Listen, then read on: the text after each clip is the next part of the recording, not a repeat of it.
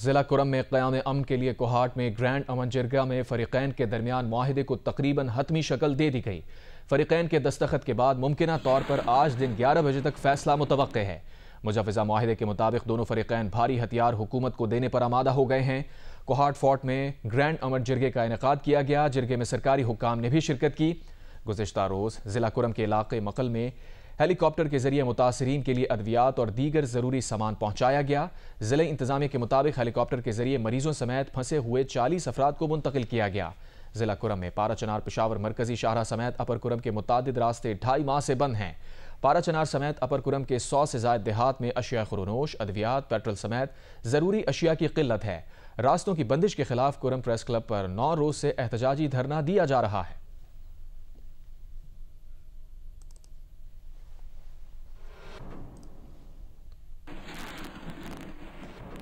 कराची के 13 मकामात पर पारा चनार वाक़े के खिलाफ एहतजाज के बायस सड़कें ट्रैफिक के लिए बंद हैं, जिसकी वजह से लोगों को मुश्किलात का सामना है।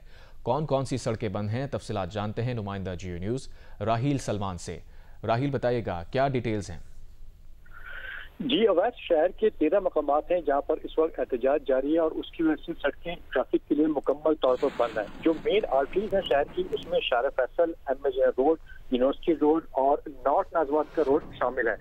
नुमाइशी चौरंगी जो है वो ट्रैफिक के लिए मुकम्मल तौर पर बंद है, जिसकी वजह से ट्रैफिक को डाइवर्जन दी गई है सोल्जर बाजार और पीपल्स चौरंगी की तरफ। जबकि शारा फैसल जो एयरपोर्ट जाने वाला ट्रैक है वहाँ पे जो है मुजाहिरीन बैठे हैं, इसकी वजह से वो कल रात से बंद है और जो एयरपोर्ट जाने वाले मलिक जाने वाले हजरात हैं उनके लिए फिर डाइवर्जन दी गई। गुलिस्तान जौहर के इलाके से पहलवान रूट से घूम के वो एयरपोर्ट की तरफ जा सकते हैं। जबकि इसके अलावा गोलीमार चौरंगी, अब्बास टाउन, 5 स्टार चौरंगी, नॉर्थ नाजवान और मलिर 15, मलिर हॉल्ट और स्टील टाउन मोड़ पे भी जो इस वक्त मुजाहिरीन मौजूद है और ये धरना का सिलसिला अभी भी जारी है।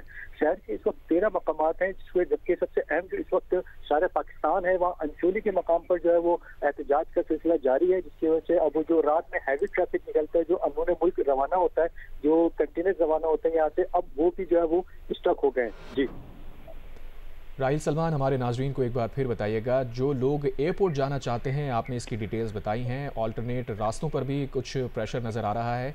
कौन कौन से रास्ते ऐसे हैं जिन्हें इख्तियार करके एयरपोर्ट जाया जा सकता है?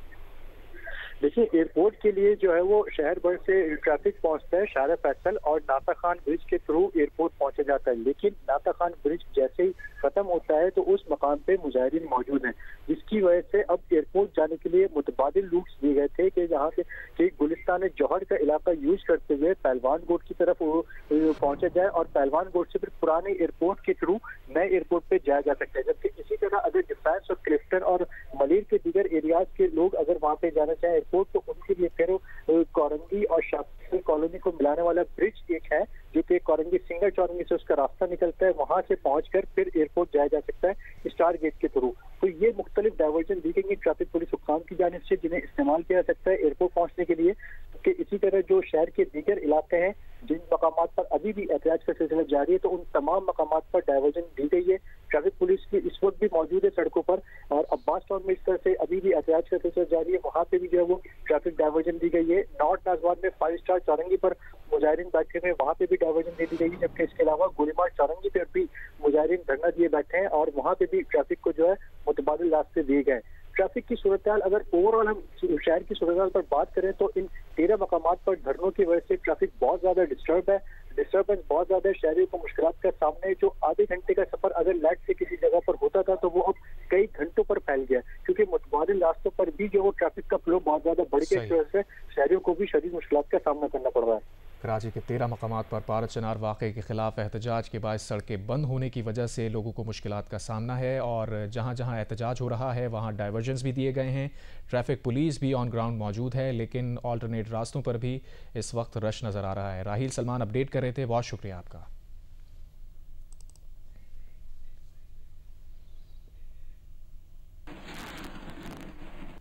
Chairman People's party Bilawal Bhutto Zardari ने कहा है कि पाकिस्तान के खिलाफ बैन अल-अक़वामी साजिश बन रही है। इनकी ख्वाहिश है कि किसी मुसलमान मुल्क के पास एटमी ताकत ना हो। जब तक पीपल्स पार्टी मौजूद है हम एटमी प्रोग्राम और मिसाइल टेक्नोलॉजी पर सौदा करने नहीं देंगे। गढ़ी खुदाबख्श में बेनज़ीर भुट्टो की बरसी के मौके पर जलसे से खिताब करते हुए बिलावल भुट्टो का कहना था कि हाल ही में अमरीका ने पाबंदियां लगाई हैं, हमारी अंदरूनी सियासत पर अमरीका से बयानात आ रहे हैं। बानी पीटीआई बहाना है, इनका निशाना पाकिस्तान का एटमी और मिसाइल प्रोग्राम है। बिलावल ने सवाल किया, जो लोग पाकिस्तान के एटमी प्रोग्राम के खिलाफ बयानात देते हैं वो आज बानी पीटीआई के हक में आवाज़ क्यों उठा रहे हैं? ये पहले इसराइल के हक में आवाज़ उठाते हैं और बाद में बानी पीटीआई के हक में। बिलावल ने मुतालबा किया कि इन बयानात के हवाले से बानी पीटीआई वजाहत करें।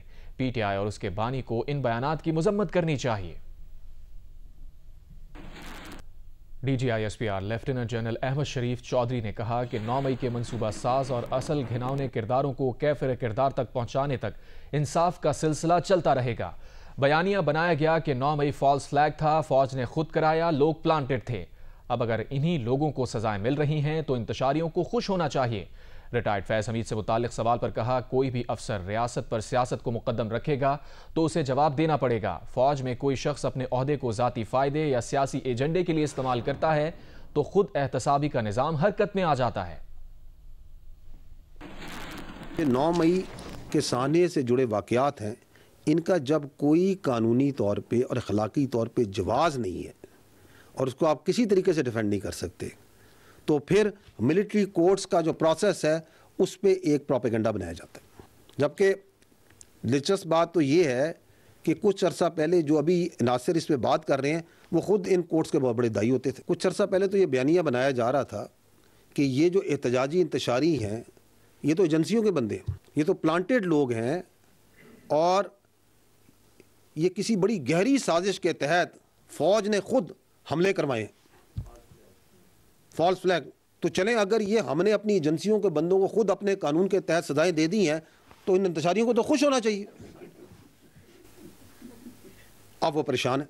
तो जो इस बयानिए और प्रोपेगेंडे की बुनियाद रखते हैं असल मुल्जिम तो वो हैं, और इसीलिए इंसाफ का सिलसिला उस वक़्त तक चलेगा जब तक 9 मई से जुड़े मनसूबा साज और असल घनौने किरदारों को आइन और कानून के मुताबिक कैफरे किरदार तक नहीं पहुंचाया जाएगा। कोई शख्स अपने ओहदे, अपने रैंक को ज़ाती फ़ायदे के लिए या किसी ज़ाती या किसी कलेक्टिव एजेंडे के लिए इस्तेमाल करता है, सियासी एजेंडे के लिए इस्तेमाल करता है, तो ये खुद हिसाबी का निज़ाम जो है ये हरकत में आता है। कोई भी ऑफिसर अगर सियासत को रियासत पर मुकद्दम रखेगा तो उसे उसका जवाब देना पड़ेगा।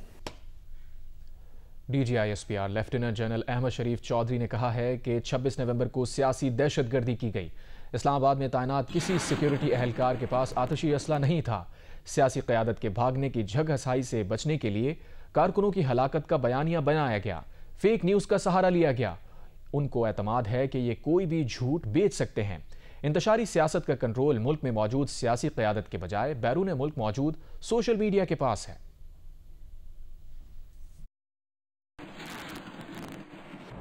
पाकिस्तान की फ़ौज है वो इस पूरे वाक़ये में इस पुरतशद्दद हजूम के साथ बिल्कुल डायरेक्ट कांटेक्ट में नहीं आई और ना ही उसको इस पुरतशद्दद हजूम या राइट कंट्रोल के लिए तैनात किया गया था। और ये बात भी वाज़ेह की वज़ारत दाखिला ने कि जो सिक्योरिटी नाफिज करने वाले इदारे जो वहाँ पे तैनात थे उनको आतिशी असला दिया ही नहीं गया था।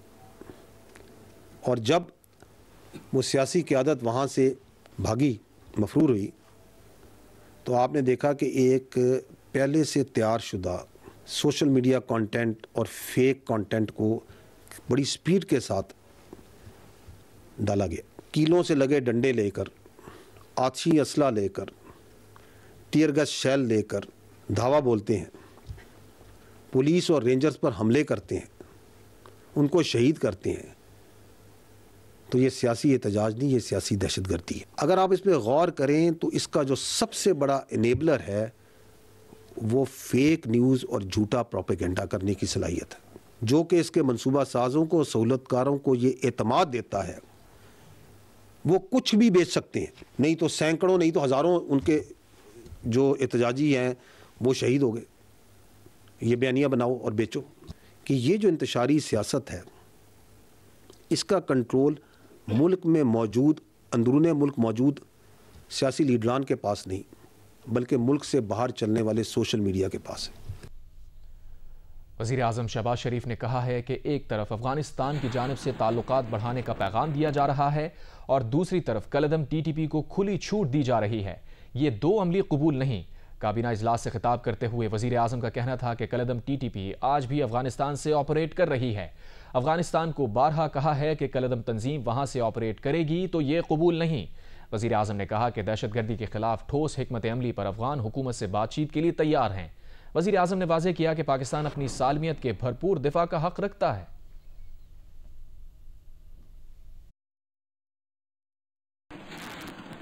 हमारी दिली हमारी ये ख्वाहिश है कि ताल्लुकात बेहतर हों और हम एक दूसरे के साथ माशी मैदान में तावन करें। बदकिस्मती है कि ये तहरीक तालिबान पाकिस्तान वहाँ से आज भी ऑपरेट कर रहे हैं और वहाँ से हमारे यहाँ पर पाकिस्तान के अंदर बेगुनाह लोगों को शहीद कर रहे हैं। ये मैं समझता हूँ कि ये पॉलिसी ये नहीं चल सकती। हमें अफगान हुकूमत को हमने एक से ज़्यादा मरतबा उनको ये पैगाम दिया है, किसी सूरत भी इनको इजाज़त नहीं होनी चाहिए कि पाकिस्तान के बेगुनाह लोगों को वो शहीद करें। मैं समझता हूँ कि हमारे लिए एक रेड लाइन है। इसके ऊपर जो पाकिस्तान की सालमियत के तकाज़े हैं उनका हम पूरी तरह इंशाअल्लाह दिफा करेंगे। लेकिन इसके साथ साथ मैं फिर अफगान हुकूमत को ये कहना चाहता हूँ कि इसके ऊपर आप एक ठोस हिकमत अमली बनाएं और इसके लिए हम आपसे बातचीत करने के लिए तैयार हैं। लेकिन अगर एक तरफ हमें ये पैगाम मिले कि हम ताल्लुकात बढ़ाना चाहते हैं और दूसरी तरफ TTP को खुली छुट्टी हो, तो ये दो अमली नहीं हो सकती, ये बात मुमकिन नहीं है। DGISPR lieutenant general Ahmed Sharif Chaudhry ने कहा कि अफगानिस्तान खारजियों और दहशतगर्दों को पाकिस्तान पर फौकियत ना दे। अगर खारजियों और दहशतगर्दों को पाकिस्तान पर फौकियत दी तो स्टेटस को बरकरार नहीं रहेगा। न्यूज़ कॉन्फ्रेंस में DGISPR का कहना था कि अफगानिस्तान में दहशतगर्दों के ठिकानों से हमारा खून बहाया जाए तो क्या बैठ कर देखें। अफगान हुकूमत से बराह रास्त बातचीत भी हो रही है और दोस्त मुल्कों के जरिए भी हो रही है। लेफ्टिनेंट जनरल अहमद शरीफ चौधरी ने कहा कि आर्मी चीफ वाज़ेह कर चुके हैं कि एक पाकिस्तानी की जान भी अफगानिस्तान पर मुकद्दम है। एक वाज़ेह पॉलिसी, एक गैर मज़मूम पॉलिसी अमल में है और वो ये है, बावजूद मफादात के, एतराज़ात के, कि पाकिस्तान और अफगानिस्तान जो है वो हमारा बरादर पड़ोसी इस्लामी मुल्क है और हम उसकी खुद मुख्तारी का मुकम्मल एहतराम करते हैं। लेकिन हम ये चाहते हैं कि वो ख़वारजियों को और दहशतगर्दों को पाकिस्तान पर फौकियत ना दे। आर्मी चीफ इस बारे में वाज़ेह तौर पर कह चुके हैं कि एक पाकिस्तानी की जान और हिफाजत अफगानिस्तान पर मुकद्दम है। पिछले 2 साल से अफ़गान अबूरी हुकूमत के साथ मुख्तलिफ लेवल्स पर बातचीत और कॉन्टेक्ट जारी है। This is a fact. ये बातचीत ना सिर्फ डायरेक्टली हो रही है बल्कि इनडायरेक्टली भी हो रही है, दोस्त ममालिक के ज़रिए भी।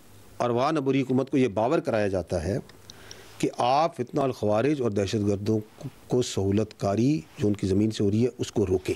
इस मसलसल राब्ते और इस कॉन्टेक्ट के बावजूद अगर अफ़गानिस्तान की सरज़मीन में फितना और ख़वारिज के जो लीडरान हैं, उनके जो तरबीती मराकज़ हैं, उनके जो राब्ते हैं, वो आज़ादी से ऑपरेट होते रहे और रोज़ाना की बुनियाद पर हमारे जो मासूम शहरी हैं और कानून नाफिज करने वाले जो रखवाले हैं उनका नाहक खून बहाया जाए, तो क्या हम बैठकर ये तमाशा देखते रहें? अगर उन खून आलूद हाथों को सरहद पार से तक़वियत और मदद मिलती है तो then status quo is no more acceptable. DGISPR lieutenant general Ahmed Sharif Chaudhry ने कहा है कि वक्त आ गया है कि दहशतगर्दी पर मजीद सियासत ना की जाए। सवाल उठाया 2021 में जब ख़वारिज की कमर टूट गई थी तो किसकी जिद थी कि इनसे बातचीत करके इन्हें आबाद किया जाए? किसने उन्हें ताकत दी? उस जिद की कीमत पाकिस्तान और बिलखुसूस खैबर पख्तूनख्वा अदा कर रहा है। एक शख्स की गलती की कीमत कौम और सिक्योरिटी फोर्सेस ने अपने खून से अदा की। मैं ये सवाल करता हूं कि 2021 में जब फितना अल ख़वारिज की कमर टूट गई थी and it was on the run, तो उस वक्त किसके फैसले पर बातचीत के ज़रिए इनको रीसेटल किया गया और आबाद किया गया। किसने इनको ताकत और दुआम बख्शा? और ये जो फैसले जिनका हम सब इस वक्त खमियाजा भुगत रहे हैं, आप सबको मालूम होना चाहिए कि आपके कानून नाफिज करने वाले रखवाले और आपके जवान रोज़ाना इन फैसलों की लिखाई अपने खून से धो रहे हैं। और मैं आपसे ये सवाल भी करता हूँ कि अगर कोई फरीक अपनी गुमराह सोच और अपनी मर्जी मुसल्लत करने पर तुला हो तो उससे क्या बात करें? तल्ख हकीकत और तजर्बा जिससे हम गुजरे, उससे गुजरने के बावजूद भी अगर कोई लीडर और सियासी शख्सियत ये कहे, तो ऐसी शख्सियत जो कि इस सलाहियत से आरी हो कि वह अपनी गलती से कोई समझे और जो ये समझता हो कि उसे हर चीज़ का मुकम्मल इल्म है, तो ऐसे रवैयों की कीमत पूरी कौम अपने खून से चुकाती है। और हम कर रहे हैं कि 2021 में भी किसकी ज़िद थी कि इनसे बातचीत करके इनको रीसेटल किया जाए। उस ज़िद का जो कीमत है वो पाकिस्तान और बिलखसूस खैबर पख्तूनख्वा अदा कर रहा है। ताहम कोई फ़र्द वाहिद उसकी सियासत और उसकी इक़्तिदार की ख्वाहिश पाकिस्तान से बालातर नहीं है। पीपल्स पार्टी के चेयरमैन बिलावल भुट्टो ज़रदारी ने कहा है, हम ना सिलेक्टेड हैं और ना फॉर्म 47 वाले हैं। इफाकी हुकूमत के पास यकतरफा फैसले करने का नहीं, इत्तफाक राय से फैसले करने का मैंडेट है। गढ़ी खुदाबख्श में बेनज़ीर भुट्टो की बरसी के मौके पर खिताब करते हुए बिलावल ने कहा कि वो सदर ज़रदारी से अपील करते हैं कि बतौर सदर वो वफाकी हुकूमत को तजवीज़ दें कि इत्तफाक राय से फैसले करें। बिलावल ने हुकूमत की केनाल पॉलिसीज़ पर एतराज़ करते हुए कहा कि केनाल से मुताल्लिक़ यकतरफा फैसला किया गया है। ये फैसला हमारे साथ किए गए मुआहदे की खिलाफ वर्जी है। तमाम मसाइल का मुकाबला करने के लिए पाकिस्तान की सियासी जमातें, पाकिस्तान के सियासी क़ुव्वतें जो स्टेक होल्डर्स होते हैं, उनको मिलकर इन मसाइल का मुकाबला करना पड़ेगा। अब उस वाहिद सियासी जमात हो जो आजकल के सियासी सूरत हाल में भी फख्र से कह सकते हो कि हम ना सिलेक्टेड हैं ना फॉर्म 47 वाले हैं। हुकूमत का जिम्मेदारी है कि वो पार्लियामान को एतमाद मिले और हर मसला का हल पार्लियामान से इत्तेफाक पैदा करके मंजूर करे। हुकूमत के पास फैसले करने का मैंडेट मौजूद नहीं है। सदर मुमलिकत आसिफ अली ज़रदारी ने कहा है कि हमने 43 साल बाद भुट्टो शहीद का फैसला रिवर्स कराया, अब वो हमेशा अदालती कत्ल रहेगा। गढ़ी खुदाबख्श में बेनज़ीर भुट्टो की बरसी के मौके पर जलसा आम से खिताब करते हुए सदर मुमलिकत ने कहा कि अवाम को घबराने की ज़रूरत नहीं है, वो सब कुछ देख लेंगे, आपको खुशखबरियाँ देंगे, ये हमारा कुछ नहीं बिगाड़ सकते, हम सब संभाल लेंगे, हर चीज़ को ठीक रखेंगे। सदर ज़रदारी ने कहा कि जो आपका हक है वो आपको मिलेगा। वज़ीर आज़म के मुशीर राना सना ने कहा है कि PTI के कुछ लोग मुज़ाकरात के लिए उतने ही संजीदा हैं जितने हम हैं, मगर वो ये बात खुलकर नहीं कर सकते क्योंकि उन्हें अपने सोशल मीडिया से इतनी गालियां पड़ती हैं कि वो खुद मुश्किल में आ जाते हैं। आज अगर बात यहाँ तक पहुँच गई है तो इसमें PTI की सोशल मीडिया मुहिम और इल्ज़ामात का अमल दखल है। मुज़ाकरात का अमल 31 जनवरी तक मुकम्मल होने में कोई दुश्वारी नहीं होगी। जियो न्यूज़ के प्रोग्राम आज शाहज़ेब खानज़ादा के साथ में गुफ्तगू करते हुए राना सना ने कहा, 2021 में जब कलदम तहरीक तालिबान से मुताल्लिक़ पॉलिसी के हवाले से ब्रीफिंग्स होती थी तो बानी PTI बतौर वज़ीर आज़म शिरकत तक गवारा नहीं करते थे। हालांकि वज़ीर आज़म को ही ऐसी पॉलिसीज़ पर हतमी फैसला करना होता है।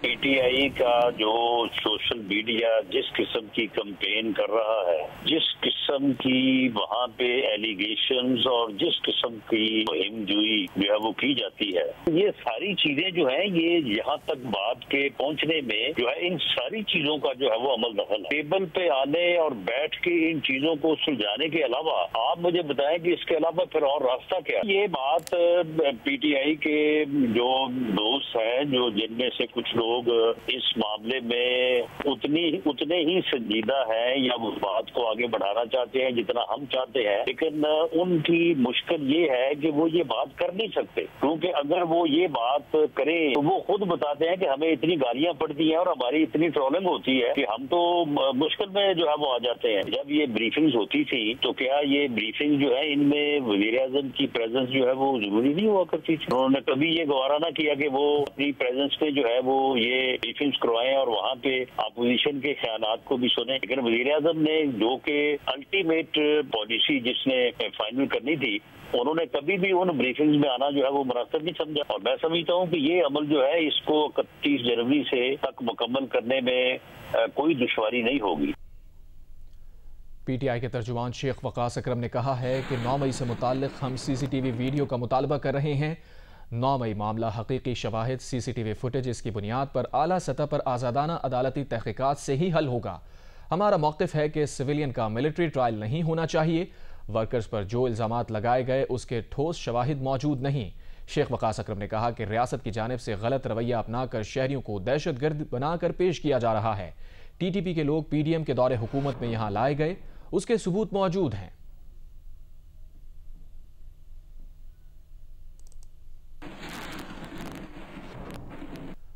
पाकिस्तान में यूरोपीय यूनियन के दफ्तर ने पाकिस्तानी शहरियों को उनसे मुताल्लिक एक नई फरेबकारी से खबरदार किया है। एक बयान में कहा गया है कि इस्लामाबाद में यूरोपीय यूनियन के सफारती मिशंस ने गूगल मैप्स में रुकन ममालिक के सफारत खानों के लिए जाली इंदराज देखे हैं, जिनमें वीज़ा और कौंसलर अपॉइंटमेंट के बारे में गुमराहकुन और जाली मालूमात हैं। बयान में कहा गया है कि ये एक संगीन फरेबकारी है। सिर्फ यूरोपीय यूनियन के रुकन ममालिक के सफारत खानों की वेबसाइट ही मुताल्लिका ममालिक के तमाम वीज़ा और कौंसलर मामलात के लिए मुस्तनद मालूमात और राबते का डेटा फराहम करती है।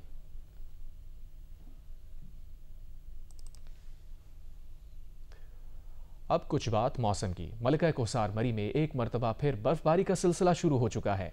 वीकेंड पर सयाहों की गैर मामूली तादाद मरी में मौजूद है। मौसम का अहवाल बता रहे हैं जियो न्यूज़ के नुमाइंदे जवाद शौकत अब्बासी। जी देखें, मैं इस वक्त मलिका कोसार मरी में हूँ और मरी में रात के इस वक्त अचानक बर्फबारी का सिलसिला शुरू हो चुका है। पाकिस्तान के तूलो अर्ज़ से सयाहों की बहुत बड़ी तादाद वीकेंड गुजारने मरी पहुंची और यहाँ पे कुदरत ने उनके ऊपर रहम किया और इस वक्त मरी में बर्फबारी के मनाजिर देख के पाकिस्तान के तूलो अर्ज़ से आने वाले सयाह जो है वो खुशी से खिल उठे हैं। इस वक्त मार रोड के ऊपर तिल धरने को जगह नहीं है। यहाँ पे हर तरफ आवाम ही आवाम और गाड़ियों की मीलों लंबी लाइनें लगी हुई हैं और मरी के इस खूबसूरत मौसम को और बर्फबारी के हसीन लम्हात से वो जी भर के लुत्फानंदोज़ भी हो रहे हैं। दूसरी जानिब मैं बताऊँ तो इस वक्त जो मरी में सर्द हवाओं का राज है, यख बस्तर ठंडी हवाओं से जो दर्जा हरारत है वो -4 डिग्री सेंटीग्रेड तक जा पहुंचा है, जबकि इस वक्त भी बर्फबारी का सिलसिला जारी है। दूसरी जानिब अगर इंतजाम के हवाले से कहूँ तो चूंकि वीकेंड के ऊपर आज मरी में बहुत ज्यादा रश है, तो रश के पेश नजर यहाँ पे जीपी और इसके अतराफ में सिटी ट्रैफिक पुलिस की इजाफी नफरी यहाँ पे तैनात की गई है, जो यहाँ पे ट्रैफिक की रवानी को बरकरार रखने के लिए फील्ड में मौजूद है। जबकि मुतवक्के बर्फबारी जो इस वक्त हुई है उससे पहले ही हाईवे की मशीनरी को यहाँ पे डिप्लॉय कर दिया गया था और इस वक्त वो भी यहाँ पे मशीनरी यहाँ पे तैनात है और अगर बर्फबारी ज्यादा होती है तो वो भी इस वक्त फील्ड में मौजूद है। तमाम रोड को टाइमली क्लियर किया जाएगा। महकमे मौसमियात के मुताबिक मलिका कोसार मरी में बर्फबारी का सिलसिला जो है वो आज रात यूं ही जारी रहने का इम्कान है। जी जियो स्पोर्ट्स में आपको बताएं, सेंचुरियन टेस्ट के दूसरे दिन के इख्तिताम पर जनूबी अफ्रीका का पाकिस्तान के खिलाफ पलड़ा भारी है। पहली इनिंग्स में 301 रन बनाकर 90 रन की बर्तरी हासिल कर ली। सेंचुरियन में टेस्ट के दूसरे दिन जनूबी अफ्रीका की टीम 301 रन बनाने में कामयाब रही। ओपनर एडन मार्करम ने 89 रन की इनिंग्स खेली, जबकि कॉर्बिन बॉश ने 81 रन बनाए। पाकिस्तान की जानिब से खुर्रम शहजाद और नसीम शाह ने 3-3 विकेटें हासिल की। पहली इनिंग्स में जनूबी अफ्रीका को पाकिस्तान के खिलाफ 90 रन की बढ़तरी मिली। पाकिस्तान ने दूसरी इनिंग्स का आगाज किया तो साइम अयूब और शान मसूद 28-28 रन बनाकर आउट हो गए। 4 रन बनाने के बाद कामरान गुलाम भी मैदान छोड़ गए। दूसरे दिन का खेल जब खत्म हुआ तो पाकिस्तान ने 3 विकेटों के नुकसान पर 88 रन बना लिए थे। जनूबी अफ्रीका की पहली इनिंग्स की बढ़तरी खत्म करने के लिए पाकिस्तान को मजीद 2 रन दरकार हैं। बाबर आजम 16 और सऊद शकील 8 रन पर नॉट आउट हैं। पाकिस्तान क्रिकेट टीम के फास्ट बॉलर नसीम शाह का कहना है कि नई कंडीशंस में बॉलिंग करना आसान नहीं होता, बॉलर्स को मुश्किलात पेश आती हैं। सेंचुरियन टेस्ट के दूसरे दिन के खेल के अख्ताम पर प्रेस कॉन्फ्रेंस करते हुए नसीम शाह का कहना था, जब कप्तान बॉलिंग का कहे करनी होती है। ऑस्ट्रेलियाई अखबार ने भारत के स्टार बैटर विराट कोहली को मसखरा करार दे दिया। अखबार की शह सुर्खी सोशल मीडिया पर वायरल हो गई, जबकि भारतीय मीडिया ने विराट कोहली को मसखरा करार देना उनकी बेइज्जती करार दे दिया। भारतीय बैटर विराट कोहली के ऑस्ट्रेलियाई बैटर को कंधा मारने की बाज़ गश्त अब भी सुनाई दे रही है। ऑस्ट्रेलियाई अखबार की एक हेडलाइन सोशल मीडिया पर वायरल हुई है, जिसमें कोहली को मस्खरा, बुज़दिल और रोने वाला बच्चा करार दिया गया है। ऑस्ट्रेलियाई बैटर से उलझना विराट कोहली को महंगा पड़ा था। उन्हें आईसीसी ने 20% मैच का जुर्माना और 1 डीमेरिट पॉइंट दिया था। ऑस्ट्रेलियाई मीडिया विराट कोहली को दी जाने वाली सजा से खुश नहीं है। ऑस्ट्रेलियाई मीडिया ने कम से कम 1 मैच की मुअत्तली का मुतालबा किया था। दूसरी जानिब साबिक ऑस्ट्रेलियाई क्रिकेटर्स ने भी विराट कोहली की सजा को सख्त करार नहीं दिया, जबकि भारतीय मीडिया विराट को मस्खरा करार देना उनकी तौहीन करार दे रहा है।